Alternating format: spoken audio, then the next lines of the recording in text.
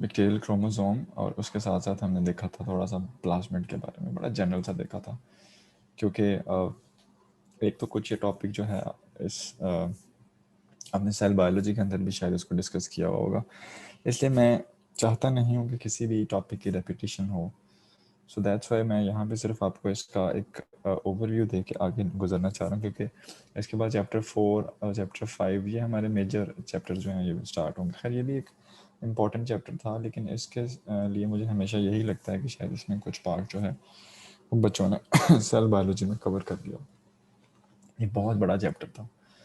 Anyways, we talked about plasmids, and about the plasmids we discussed that they are circular, supercoiled and double-stranded extra chromosomal piece of the DNA that is termed as a plasmid, and its size was 0.1% to 10% of the chromosome, and it may contain several genes to few hundred genes. And यहाँ पे एक हमने important बात ये पढ़ी थी कि plasmids जो हैं इन पे कोई भी हाउस कीपिंग जीन्स यूजुअली नहीं होती। इन पे एडवांटेजियस जीन्स या जो एक्स्ट्रा करेक्टरिस्टिक्स की जीन्स हैं वही होती हैं। मिसाल के तौर पे the genes which are responsible for the antibiotic resistance they may be present on the plasmids। बाकी जो हाउस कीपिंग जीन यानी कि जो बेसिक प्रॉपर्टीज़ हैं बैक्टीरिया की जो उसके लिए रिक्वायर्ड जीन्स हैं वो प्लाज्मिड्स पे नहीं होते। तो इससे एक बात तो थोड़ी क्लियर हो रही है कि अगर प्लाज्मिड किसी बैक्टीरिया पे ना भी हो तो बैक्टीरियल सर्वाइवल को कोई मसला नहीं है, बैक्टीरिया अपने बेसिक नेसेसिटीज़ पूरी कर सकता है, क्योंकि प्लाज्मिड्स पे कोई हाउस कीपिंग जीन तो है नहीं। अच्छा, इसके साथ आगे जो हम थोड़ा बात कर रहे थे, this was about the ribosomes, and ribosomes आपने पढ़े। एंड राइबोसोम्स जो हैं prokaryotic ribosomes they are of smaller size as compare to the eukaryotic ribosomes. और स्मॉलर साइज की जब हम बात करते हैं तो राइबोसोम्स का साइज हम मेजर करते हैं स्वेडबर्ग यूनिट्स में, और राइबोसोमल प्रोकैरियोटिक राइबोसोमल साइज जो है this is of 70 स्वेडबर्ग्स, and eukaryotic ribosome जो है this is of 80 Svedberg। अब ये Svedberg यूनिट क्या है, इसकी इंफॉर्मेशन होगी आपको। Svedberg, what is that? How we measure the ribosomes in the Svedberg units? जब उनकी सेंट्रीफ्यूगेशन करते हैं तो ये इस पॉइंट पे जाके सेटल डाउन होती है कि क्या है। स्वेडबर्ग जो है साइंटिस्ट। Okay, anyone else? आपकी बात ठीक है, लेकिन मैं कोई और एंगल भी सुनना चाह रहा हूँ किसी से। Anyone else? What is that Svedberg unit?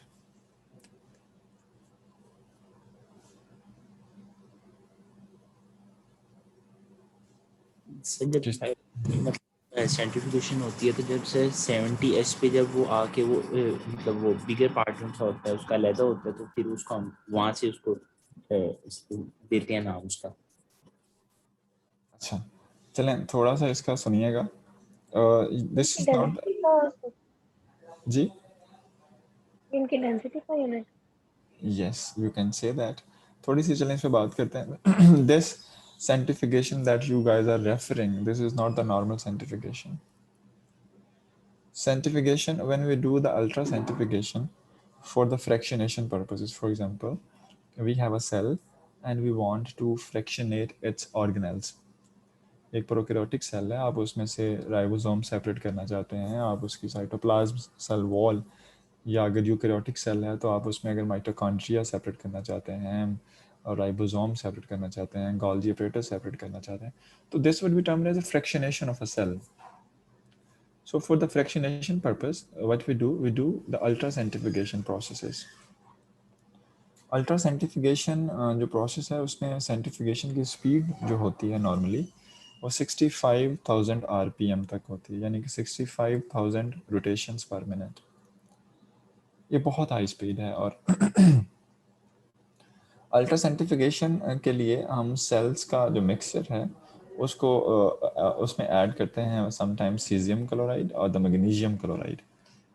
In salts की बेस पे डिफरेंट फ्रैक्शंस या डिफरेंट सेल ऑर्गेनल्स जो हैं ये अपनी डेंसिटी की बेस पे टेस्ट ट्यूब के अंदर डिफरेंट लेयर्स बनाते हैं। मिसाल के तौर पे अगर मैं यहाँ पे आपको एक इमेजिनरी टेस्ट ट्यूब बना के दिखा सकूँ, फॉर एग्जांपल इफ ये बहुत टेढ़ी बन गई है, for example if this is the test tube, इसके अंदर हमने मैग्नीशियम क्लोराइड या सीजियम क्लोराइड का सॉल्ट्स लिए और इसकी सेंट्रीफ्यूगेशन कर दी, अल्ट्रा सेंट्रीफ्यूगेशन। अब इसके अंदर हमारे पास क्या था, प्रोकैरियोटिक सेल्स थे। तो प्रोकैरियोटिक सेल्स के अंदर मौजूद जो सेल ऑर्गेनल हैं, they would separate according to the density. एक लेयर यहाँ पे ऐसे बन जाएगी, दूसरी लेयर यहाँ पे बन जाएगी, तीसरी लेयर यहाँ पे बन जाएगी, depending upon the densities of all of these organelles. अच्छा, अब इसमें हमारे पास इन डेंसिटी को मेजर करने के लिए the unit that is being used, this is actually termed as the Swedberg unit, because Swedberg was a scientist who coined it. तो अब यहाँ पे जो डिफरेंट लेयर्स हैं, फॉर एग्जांपल जो लेयर ए है, अगर मैं इसको कह देता हूँ, या ये लेयर बी है, तो इसमें लेयर ए हो सकता है डीएनए की हो, बी जो है वो साइटोप्लाज्मिक मेम्ब्रेन की प्रोटीन्स की हो, या जो लेयर सी है ये हो सकता है कि राइबोसोम्स की हो। तो हम पाइपेट के साथ जो लेयर यहाँ से पिक करना चाहेंगे हम उसको पिक कर लेंगे। So actually this is the fractionation during the ultracentrifugation processes. और अनफॉर्चुनेटली कुछ अरसा पहले पाकिस्तान पे शायद बैन हो गई थी अल्ट्रा सेंट्रीफ्यूजेस, और बिकॉज अल्ट्रा सेंट्रीफ्यूजेस जो हैं they are involve in the uranium processing. तो अब मैंने सुना था शायद किसी ज़माने में, तो उससे पहले जिन लैब्स के अंदर हैं अल्ट्रा सेंट्रीफ्यूजेस वो मौजूद हैं, बट शायद अब बैन है, आई एम नॉट श्योर, लेकिन मेरे जहन में ये बात है। एनीवेज राइबोसोम्स, इस वजह से फिर हम जो प्रोकैरियोटिक राइबोसोम है उसको 70S, क्योंकि उसकी लेयर यहाँ पे बनती है, so that's why we term it the 70S। इसका साइज थोड़ा छोटा होता है as compare to the eukaryotic. और same there are two sub units in the prokaryotic ribosome, और बिल्कुल उसी तरह से जिस तरह से यूकैरियोटिक राइबोसोम के अंदर दो सब यूनिट्स हैं, एक स्मॉलर है एक लार्जर है, और उसमें से बहुत सारा पोर्शन जो है वो ओवरलैप हुआ होता है। फॉर एग्जांपल अगर एक लार्जर सब यूनिट 50S का है, स्मॉलर जो है वो 30S का है, तो इसमें ये वाला कुछ पोर्शन जो है ये ओवरलैप होता है, और कंबाइन जो है 50 अगर ये है और 30 अगर स्मॉलर है, तो ये 80S होने की बजाय इस ओवरलैपिंग की वजह से ये कंबाइन जो है ये 70S यूनिट कंसिडर किया जाता है। तो ये कभी सेल बायोलॉजी में मेरा ख्याल आप डिटेल से पढ़ चुके होंगे, या अगर कभी मॉलिक्यूलर पढ़ी हमने तो उसमें ये इस तरह हम डिस्कशन इसमें डिटेल में करेंगे। Anyways, coming next, this is about the cytoskeleton. As you are familiar with it, cytoskeleton the cytoskeleton protein, they are important in the eukaryotic cells, because eukaryotic cells में cytoskeleton proteins हैं, they are involved in the spindle formations during the mitosis and the meiosis. अब question ये है कि चूँकि cytoskeleton proteins हैं ये तो प्रेजेंट नहीं हैं in the prokaryotes, in prokaryotic cells they are more simple as compared to eukaryotes, but still कुछ proteins ऐसी मौजूद हैं prokaryotes में जो जिनको हम कह सकते हैं कि they have the similarity with the eukaryotic cytoskeleton stuff, structural similarity as well as the functional similarity, but not exactly the cytoskeleton as that is present in the eukaryotes. और इसका भी यहाँ पे चूँकि मैं कह रहा हूँ कि functional similarity भी है, so that's why this cytoskeleton proteins, they would also be involved in the cell division processes, and they would help the cell during the cell division, because you know that prokaryotic cells, they would divide via the binary fission. So cytoskeleton proteins, they may be present, and they may but not exactly like the eukaryotes, but they are the proteins which have similarities to the eukaryotic cytoskeleton. So you can say that this is the raw form, this is not the pure form of the cytoskeleton. इसके साथ साथ कुछ और मजीद आगे बात करते हैं storage granules की।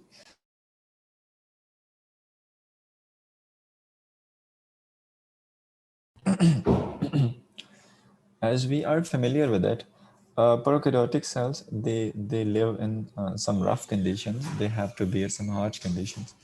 So it might possible sometimes that they have they have limited resources, or they have the depleted resources of the nutrients. So इस वजह से prokaryotic cells में nature ने mechanism रखा है. And what is that mechanism? Prokaryotic cells, they have ability to store the nutrients, to store the excess nutrients in their cells in the form of the storage granules. अब ये जो access nutrients हैं, ये access nutrients क्या हो सकते हैं? They may be glucose and nitrogen sources, etc. Or glucose in the form of glycogen that may be stored into the storage granule. अब इन स्टोरेज ग्रैन्यूल्स की हमारे पास बहुत सारी इसमें एग्जांपल्स मिलती हैं. इसमें सबसे इंपॉर्टेंट एग्जांपल है that is poly beta hydroxy butyrate, या इसको PHB भी कहते हैं. ठीक है, पोली हाइड्रोक्सी ब्यूटारेट, PHB, या पोली बीटा हाइड्रोक्सी ब्यूटारेट.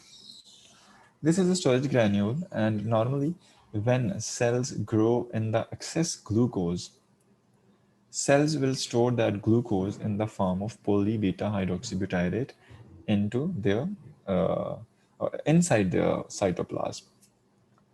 अब ये जो polyhydroxybutyrate है, ये actually तो cells का storage granule है, या cell की storage form है, that cell has stored the glucose in it in this form. But इस PHB को अब हम अपने पर्पस के लिए भी यूज़ करते हैं. हम क्या करते हैं कि पहले सेल्स को हाई ग्लूकोज पे ग्रो करवाते हैं, सेल्स PHB बनाता है, फिर हम सेल्स को ब्रेक करते हैं और इस PHB को सेल्स में से रिलीज़ कर लेते हैं. जब इस PHB को सेल से हम रिलीज़ कर लेते हैं तो इस PHB को फिर हम इकट्ठा करते हैं और इसको हम यूज़ करते हैं for the synthesis of biodegradable polymers. ये जो बायोडिग्रेडेबल पॉलीमर्स हैं, you are familiar with it that now today we are aware of the environmental pollution, and हमें ग्लोबली इस एनवायरमेंटल पोल्यूशन का सामना करना पड़ रहा है, जिसकी वजह से now the point is that we have to shift towards the polymers which are degradable. For example, कुछ अर्सा पहले तक शॉपिंग बैग्स बड़े एक्सेसिवली यूज़ होते थे. फिर हमें इसमें लगा कि shopping bags they may cause, they may be the reason of the environmental pollution, so we have to shift from them. फिर बायोडिग्रेडेबल पॉलीमर्स इंट्रोड्यूस हुए. उनका ये था कि वो एक दफ़ा यूज़ होने के बाद कुछ टाइम के बाद वो डिग्रेड हो जाते थे. पाकिस्तान में बड़े कॉमनली इस्तेमाल होते थे. बड़े बड़े जो हमारे पास स्टोर चेन्स हैं, फॉर एग्जांपल उस टाइम होता था हाइपर स्टार, मेट्रो, इनके जो ये शॉपिंग बैग्स दिया करते थे, ये बायोडिग्रेडेबल होते थे और पैसों के साथ मिलते थे. तो ये कुछ टाइम के बाद डिग्रेड हो जाते थे. एक्चुअली ये जो डिग्रेडेबल पॉलीमर्स थे, इनकी सिंथेसिस में PHB इन्वॉल्व है, poly beta hydroxybutyrate, and we are getting this PHB from the bacteria. फिर उसके बाद बहुत सारे प्रोजेक्ट पाकिस्तान में भी रन हुए. पर्पस ये था कि PHB को किसी तरह से बैक्टीरिया से इस तरह से लिया जाए कि PHB की कॉस्ट कम हो, ताकि जो हमारे पास बायोडिग्रेडेबल पॉलीमर्स आ रहे हैं इनकी कॉस्ट कम हो. इस एक प्रोजेक्ट पे मैंने काम किया MPhil की स्टडीज़ में. तो हमने उस टाइम पे जो शुगर केन इंडस्ट्री है, इसका लेफ़्ट ओवर होता है, जो जिसको हम बिगास कहते हैं, जो शुगर केन का वो पीछे भूसा बच जाता है, कॉमन वो कह लें, हम उसको यूज़ करते थे एज ए कार्बन सोर्स या ग्लूकोज के तौर पे. बैक्टीरिया हम उस पर ग्रो करते थे. बाद में बैक्टीरिया को आइसोलेट करते थे और बैक्टीरिया PHB प्रोड्यूस करता था. फिर हम बैक्टीरिया को डिस्ट्रॉय, उसको बैक्टीरिया में से PHB एक्सट्रैक्ट करके फिर उस PHB से हम पॉलीमर्स, टेंसाइल पॉलीमर बनाने की कोशिश करते थे. And this was quite a successive project at that time. तो मैं ये सिर्फ आपको एग्जांपल दे रहा हूँ कि bacteria that may have some storage granules, and these storage granules that may be used by us for our own benefit. This is one example. The number 2 example, this is the Volitin granules. So these Volitin granules, they are actually the granules which stores the phosphate. So इसका मतलब है कि whenever the bacteria will be growing in the high quantity of the phosphate, bacteria will absorb the phosphate into Volitin granules. और जब bacteria के पास phosphate नहीं होगा तो बैक्टीरिया इन वोलेटिन ग्रैन्यूल से फॉस्फेट को यूज करेगा.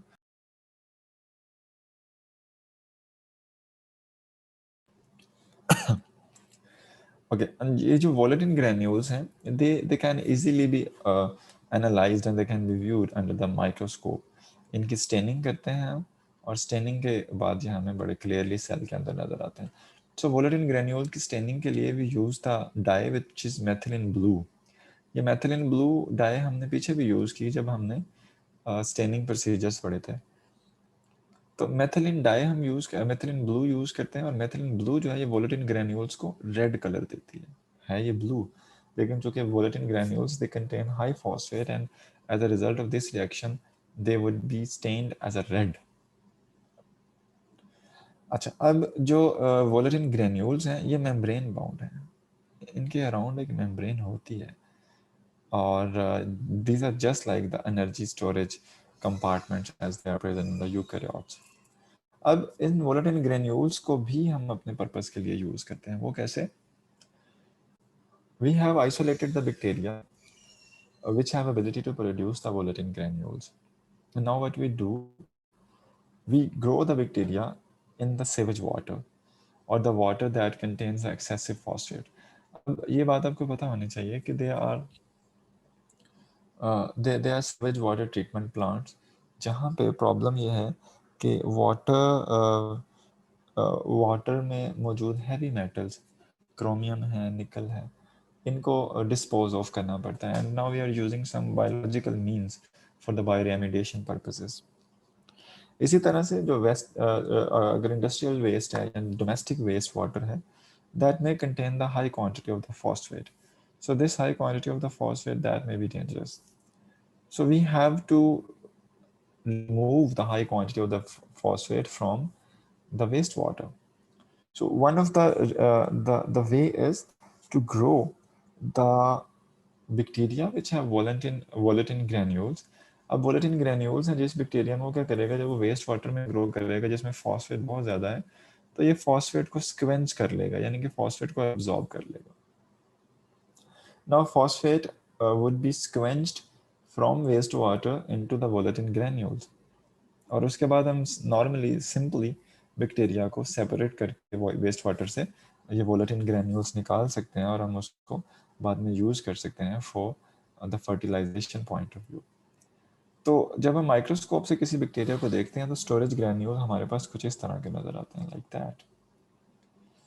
That may be PHB, that may be volutin. Volutin की मैंने आपको बात बताई है कि volutin that may be stained red with the methylene blue, और इसी तरह से पीएच जो है, जो पीएचबी है जो हमने पीछे पढ़ा, polyhydroxybutyrate, that may be stained with the Sudan black stain. एक स्टेन है सुडान ब्लैक, उससे अगर हम स्टेन करें तो हम ब्लैक ब्लूइश कलर का granule inside the cell observe कर सकते हैं। So this is an electron micrograph in which a cell is being viewed, and there are some storage granules inside the cells. Okay ji, up to this point, if you guys have any question, you may ask.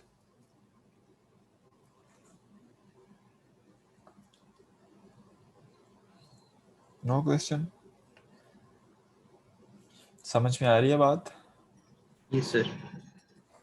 अच्छा, एक काम तो करें, कोई भी अपनी मर्जी से वॉलंटरली जो अभी आज की क्लास में हमने जितना पढ़ा है इसको जरा समराइज करते हैं। What is that? So now this is the gas vesicle, that is the next topic. There are some other vesicles because हम internal कुछ storage molecules की या storage compartments की बात कर रहे हैं which may be present in the bacteria, the prokaryotes.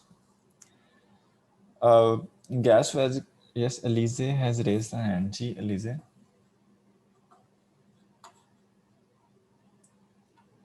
Elise Shamshad, you have raised the hand. Yes, please.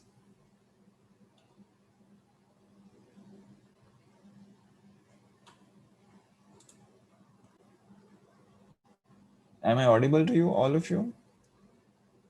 Yes sir, you are. Okay, but Elise ने hand raise किया, उसके बाद वो गायब हो गई। Anyways, ठीक है जी। So we were talking about जी, ऐसे क्लियर है, वो गलती से हो गया था। Okay. So gas vesicles की बात कर रहे हैं। Gas vesicles, they are normally present in the aquatic bacteria. They are small, rigid, and they are protein-bound compartments basically. and they are involved in the buoyancy functions. This buoyant या buoyancy functions we have talked about. आपने जब कभी FSC में fish वाला एक chapter होता था, मेरे ख्याल में पता नहीं चैप्टर नंबर 14 था शायद फर्स्ट ईयर का, उसके अंदर buoyancy का एक टॉपिक होता था. Anyways, so what is that buoyancy या buoyant characteristics? What is that? Sir वो एक्चुअली फिशेस के अंदर ना स्विम ब्लैडर होता है जिसके अंदर गैसेस फिल्ड होती है जो उनको फ्लोट करने में हेल्प करती हैं वाटर के अंदर. वो that process is actually called buoyancy. Yeah, बिल्कुल, you are right. So they are the gas vesicles in the prokaryote, and what they do, gas vesicles entrap the gases, for example oxygen or the other one, और उसके साथ bacteria जो हैं इनको buoyancy provide करते. For example, bacteria, they are present in the aquatic environment and they are present in the internal layers. And bacteria अगर photosynthetic हैं तो internal layers bacteria के पास plenty of light available नहीं होगी. So bacteria, they should or they would move towards the upper layers of the aquatic environment. इस movement के लिए bacteria gas vesicles का use करते हैं. They fill up the gas into the vesicles, and as a result of it, they would buoyant towards the upper layers. Actually, in other words, you can say that these are the gas vesicles which decreases or which reduce the density of the cells, because bacteria जो है ये lower layer से अगर upper layer पे move कर रहा है तो इसका मतलब क्या है कि इसकी डेंसिटी रिड्यूस हो रही है तो अपर लेयर की तरफ आ रहा है. सो gas vesicles, you can say that the vesicles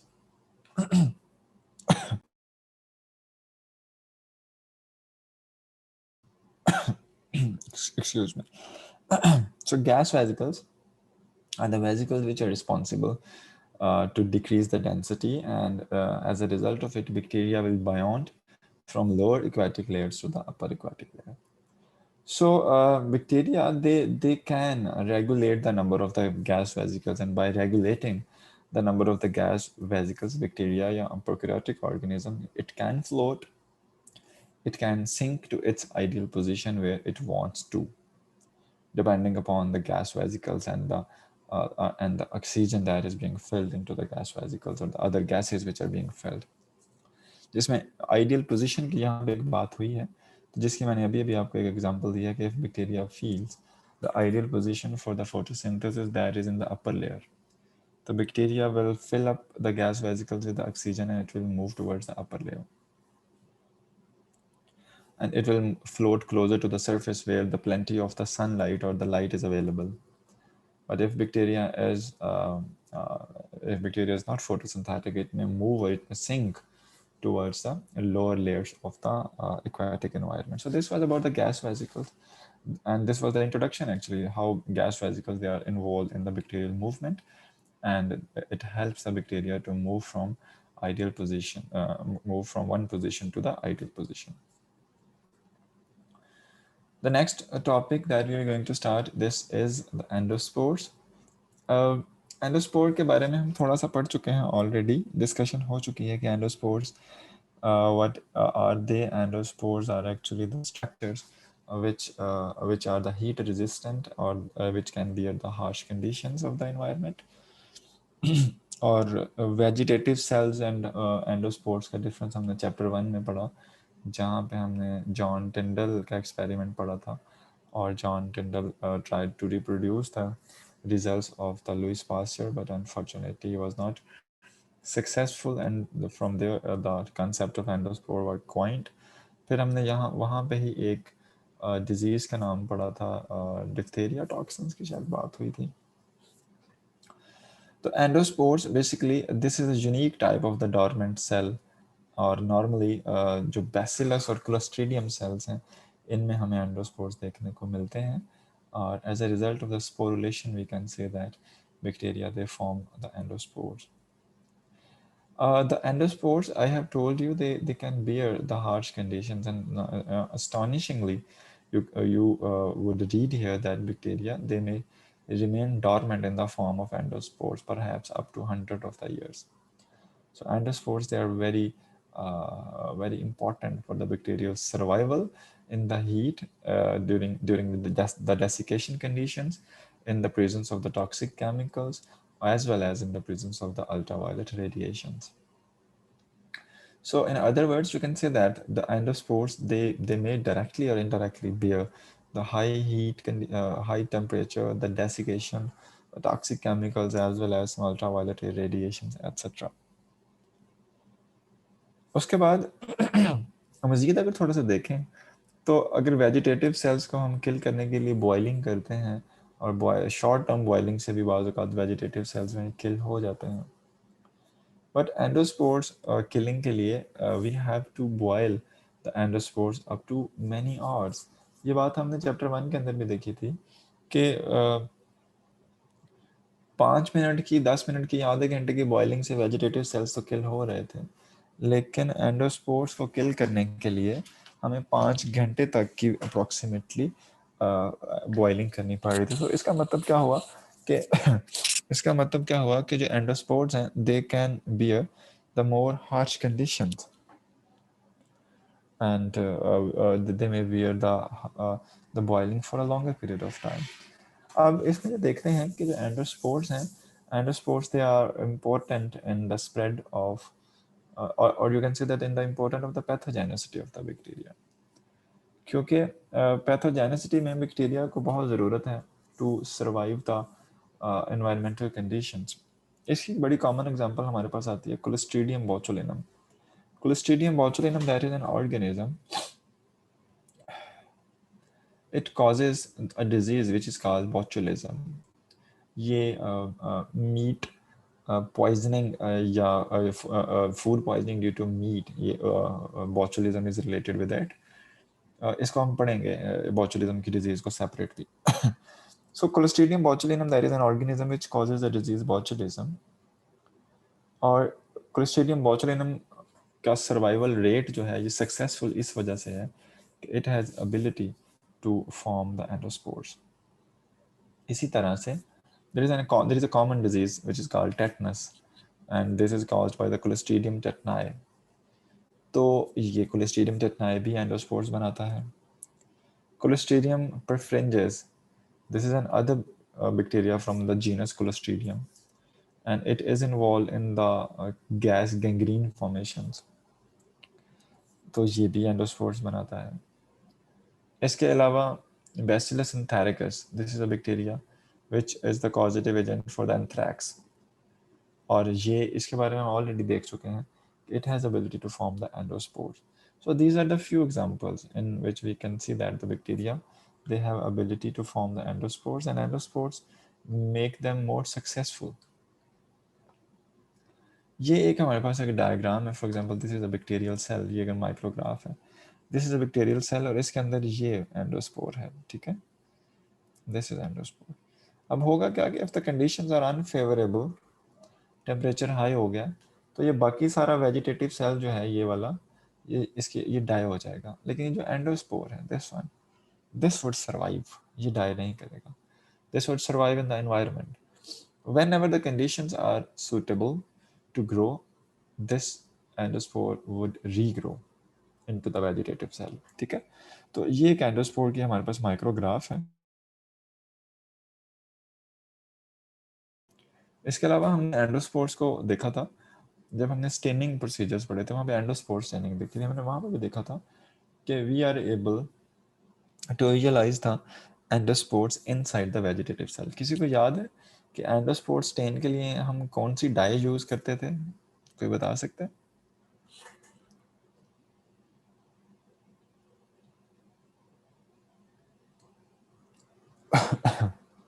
भाई को देखे बगैर बता सकता है कि एंडोस्पोर स्टेनिंग के लिए हम कौन सी डाई यूज करते थे?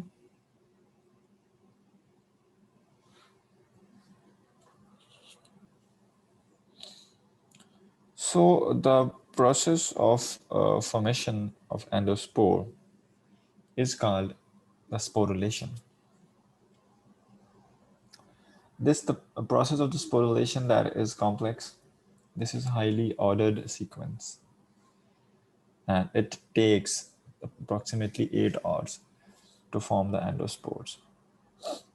अब normally होता क्या है कि when bacteria that is growing into a medium and bacteria has ability to form the spores, और मीडियम में ग्रोथ के दौरान बैक्टीरिया को महसूस हो कि now the carbon and the nitrogen, they are in the lower quantity. Now the process of sporulation would start. और उसमें सबसे पहला जो स्टेप होगा, सबसे फर्स्ट इंसिडेंट के तौर पे, the growth of the vegetative cell that would stop. तो वेजिटेटिव सेल ग्रो हो रहा था, that would stop. The DNA of the bacteria that would be duplicated and a septum that would form between the two chromosomes. अब DNA duplicate हो जाएगा, 2 chromosome बन जाएंगे ना, और दोनों के दरमियान एक सेप्टम बन जाएगा, और उसके बाद सेल जो है वो एसिमेट्रिकली डिवाइड होगा. मैं आपको अगर डायग्राम दिखाऊं, ये वाली यहाँ से स्टार्ट हुआ, ये क्रोमोसोम 2 में डिवाइड हुआ, उसके बाद दरमियान में सेप्टम बना, और बैक्टीरियल सेल 2 में डिवाइड हो गया. डिवाइड होने के बाद इसके अराउंड लेयर्स बनेगी, पेप्टिडोग्लाइकन कंटेनिंग मटेरियल. और इस, अगर आप यहाँ पे देखें, इसके अंदर ये लेयर्स बनेगी. अब ये जो ब्लू लेयर हमें नज़र आ रही है, this is of the peptidoglycan. इस लेयर के साथ साथ मज़ीद केमिकल्स इम्प्रेग्नेट किए जाएंगे जो कि एंडोस्पोर को रेजिस्टेंट बनाएंगे. अब इसमें अगर एंडोस्पोर के वॉल की बात करते हैं तो इसमें हमारे पास 2-3 लेयर्स आती हैं. One is the spore coat, number 2 is the cortex, and number 3 is the core wall. ये 3-4, अब 3-4 ये लेयर्स बन गई. These are impregnated with multiple molecules which are rigid, which provides a rigidity. उसके अलावा जो remaining vegetative cell है, that would destroy, that would disposed of, because एक तो उसकी growth रुक चुकी है, दूसरा उसके लिए available carbon and nitrogen नहीं मौजूद नहीं है. Now the vegetative cell would die, but the chromosome or the DNA that is entrapped into this all wall that would survive. और इसका सर्वाइवल हमने पढ़ा कि up to hundreds of the years तक ये सर्वाइव कर सकता है. और अब अगर हम इसमें थोड़ी सी बात करते हैं, इसको मज़ीद एक्सटेंड करते हैं, तो इसमें जो कोट है इसकी डिफरेंट प्रॉपर्टीज़ आएंगी. लेकिन वो कोट की प्रॉपर्टीज़ डिस्कस करने से पहले मेरा आप लोगों से एक सवाल है कि यहाँ पे पहले बैक्टीरियल क्रोमोसोम डबल हुआ है, फिर क्रोमोसोम डबल होके सेल डिवाइड हुआ है, तो हम इसको स्पोरुलेशन क्यों कह रहे हैं? जब हम बैक्टीरिया की देखते हैं, डिवीजन देखते हैं बाइनरी फिशन के थ्रू, तो उसमें भी तो यही होता है कि बैक्टीरियल क्रोमोसोम डिवाइड होता है, डिवाइड होने के बाद क्रोमोसोम डिवाइड हुआ, डिवाइड होने के बाद सेल 2 पार्ट्स में डिवाइड हो जाता है, उसको हम बाइनरी फिशन कहते हैं. तो सर उसमें सर इक्वली डिवाइड करता है ना, इसमें तो अब अनइक्वल कर रहा है. वो देखिए एक तरफ वो ज्यादा वो ले रहा है, एक तरफ वो अपना स्मॉल मटेरियल ले रहा है. हमें पता लग जाएगा कि it is going to become a spore, कि उसमें स्मॉल चीजें आ रही हैं, थोड़ी थोड़ी चीजें ले रहा है. Yes, Rizwan, absolutely. This was the answer. और यहाँ पे एक टर्म इस्तेमाल हुई थी, asymmetrical division. Cell divides asymmetrically. तो this is actually the one reason, asymmetrically. अब दूसरा इसमें ये होता है कि जो larger compartment है, that would engulf the smaller compartment. तो फिर इसको हम कहते हैं कि जो larger compartment था वो as a mother cell act करेगा, and that would engulf the 4 spore, यानी कि very initial spore जो हमारे पास बना है इसको engulf कर लेगा. और engulf करने के बाद जो अगेन नेक्स्ट प्रोसेसिंग हो रही है इस 4 spore की, वो into the mother cell हो रही है. तो जबकि बाइनरी फिशन में ऐसा नहीं है कि एक पार्ट दूसरे को engulf नहीं कर रहा होता, और जो ये सारा प्रोसेस नहीं है. और बाकी फिर जो प्रोसेसिंग है या जो रिजिडिटी है कोर वॉल फॉर्मेशन या कॉर्टेक्स फॉर्मेशन की, वो इनटू द मदर सेल हो रही है. और उसके बाद मदर सेल यानी कि जो वेजिटेटिव सेल था, that will be destroyed. Good. अच्छा, इसके बाद स्पोरुलेशन में मज़ीद हम देखते हैं कि जो इसमें कोट बना है ये एज ए सीव काम करता है, and that coat would not allow the passage of the lysozyme. अगर आप वापस जाएं इस पे, तो सबसे बाहर कोट है, उसके बाद कॉर्टेक्स है, और उसके बाद कोर वॉल है. तो बाहर जो कोट है that would act like a sieve, and that would not allow the passage of the lysozyme into the endospore. अब लाइजोजाइम के बारे में हमने अभी पढ़ा था कुछ स्लाइड्स पहले, पेनिसिलिन और lysozyme that they have ability to degrade the bacteria.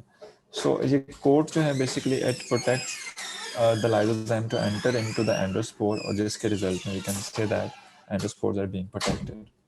इसके साथ साथ दूसरा रोल आता है कॉर्टेक्स का, और कॉर्टेक्स में हम यूँ भी देखते हैं कि जो कोर है basically core of endospore that is normally present in the dehydrated form. और जो कॉर्टेक्स है, the role of cortex is to protect the endospore from the effect of the heat, because we can use the term that endospores are the heat resistant. तो heat से कौन बचाता है? Cortex. इसके साथ साथ थोड़ी अगर मज़ीद डिटेल में जाएं कि what type of the composition that may be present into the core, मैं फिर से अगर आपको ये डायग्राम दिखाऊं, और इसमें एक core है and this is the core here that is labeled. So this core that is made up of small acid soluble proteins which have ability to bind with the DNA, and in that way they are actually protecting the DNA from the harsh conditions of the environment. These harsh conditions may be the high temperature as well as the high pH. अब अगला सवाल ये आता है कि what are the molecules which provide the rigidity and the resistance to the spores, spore coat में या spore cortex में. और इसमें हमारे पास जो हम दो चीज़ें कोट करते हैं, one is the dipicolinic acid and number two are the calcium ions. Dipicolonic acid and calcium ions, they are impregnated into the spore cortex and the core, and ultimately they are providing resistance to the spore against the harsh conditions, and this resistance will enable the endospore to grow up to survive up to 100 of the years. And whenever the favorable conditions will be there, that endospore would regrow into the vegetative cell. Okay, this was the process of the sporulation that we have talked about today. इसमें एक topic रह गया इस chapter में, वो हम इंशाल्लाह अगली क्लास में पढ़ेंगे. वो होगा कि whenever the conditions are favorable, the regrowth or the regrowth of the endospores. तो उस प्रोसेस को भी पढ़ेंगे कि किस तरह से जब न्यूट्रिएंट्स अवेलेबल हैं या वाटर या ड्रास्टिक कंडीशन जो हैं वो एलिमिनेट हो गई हैं, तो किस तरह से कॉर्टेक्स या कोट जो है वो डिस्ट्रॉय होगा, और उसके रिजल्ट में बैक्टीरियल डीएनए जो है that would start its function, और वेजिटेटिव ग्रोथ जो है वो स्टार्ट होगी.